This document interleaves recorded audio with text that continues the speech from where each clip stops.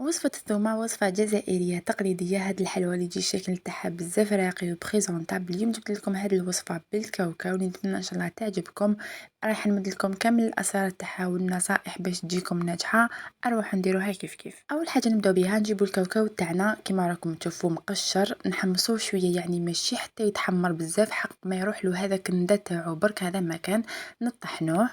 انا هنايا درت 600 غرام تاع كاوكاو، نفس العبار تاع الكاوكاو نديروه سكر ناعم. مثلا انا درت 600 غرام كاوكاو درت 600 غرام سكر غلاس، نخلطوهم كيف كيما راكم تشوفوا ونعاودو نرحوهم بوغ لا دوزيام فوا كيما راكم تشوفوا حتى يولوا لنا غبره.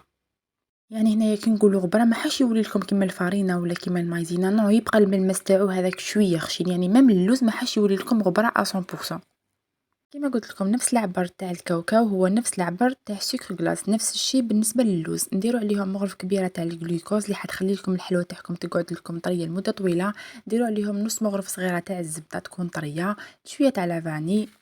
ونلموا هاد الحلوه تاعنا بالماء. انا هنايا لميتها بالماء نورمال، ما تاع شريب، ما سعيده كما راكم تشوفوا. ونبقاو نلموا فيها ونعجنوا حتى نتحصلوا على عجينه.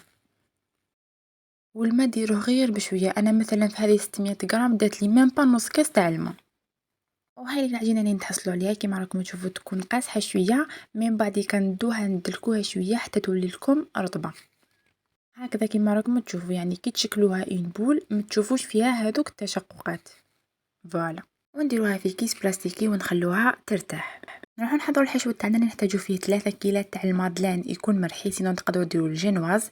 نديروا كاس ونص تاع الكاوكاو يكون محمص ومطحون.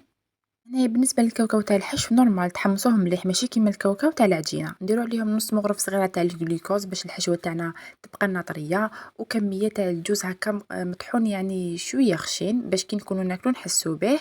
ونطمو كامل هاد الحشوه نتاعنا. انا طميته هنايا بالتوفيه، سينو تقدروا طموه بلا هذيك لا شوكولا تارتيني يعني بالشوكولا، سينو تقدروا طموه بالمعجون يعني كيما البنيوان نورمال. ونبقاو نطموه حتى نتحصلوا على حشو يكون طري، يعني ماشي يكون يابس بزاف. هنايا خلوه شويه طري باسكو كي يريح تلقاوه هذاك هو.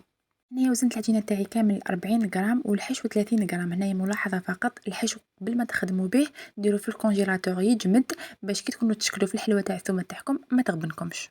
نبداو نشكلوا في الحلوه تاعنا. هنايا نجيبوا العجينه تاعنا نفتحوها هكا فوق الكف تاع يدنا. هنايا العجينه تاعكم لا ما حبش تمشي لكم، ديروا شويه تاع الزبده فوق يدكم ومشوها نورمال كيما راكم تشوفوا هكذا. ديروا داك الحشو تاعنا الداخل نغلقوا عليه. نجيبوا الناكخي يكون فضي هكذا. بعد ما درت لها كامل النكخي الفضي كيما راكم تشوفوا، نجيبوا الكوبات تاعنا ونقسموا العجينه تاعنا في النص يعني على 2.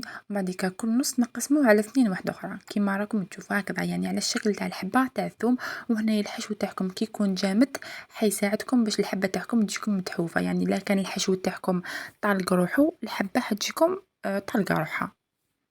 والحبه يعني 30 غرام و40 غرام حتجيكم حبه في المعقول، حتجيكم حبه كبيره وتعمر العين الله يبارك. والنكخي ديروا بهذه اللي نديروا بها الفاغاجو، يعني هذه ما تحش تخلي لكم لي تخاص في الحبه تاعكم. واللي ما عندهاش الكوبات هذه تقدر دير بالظهر تاع الموس، يعني ماشي منين نقطعوا بالموس بالظهر تاعو. وهاي ليك الحلوه تاعي، شوفوا شحال يجي الشكل تاعها بزاف شباب. بالنسبه للتزيين تاع هاد الحلوه تاعي انا خيرت هذا الورود، نتوما تقدروا تزينوها باش حبيتوا، يعني تقدروا ديروا حتى حبه جوز من الفوق حتجي بزاف شابه. وهادو الورود نلصقوهم بالجلوكوز ما حاش كامل يطيروا حيشدوا مليح.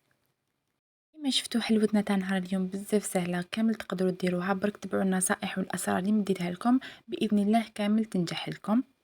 الشكل تاعها بيان سور يخرج بزاف شباب يوالم كامل المناسبات نتاعكم.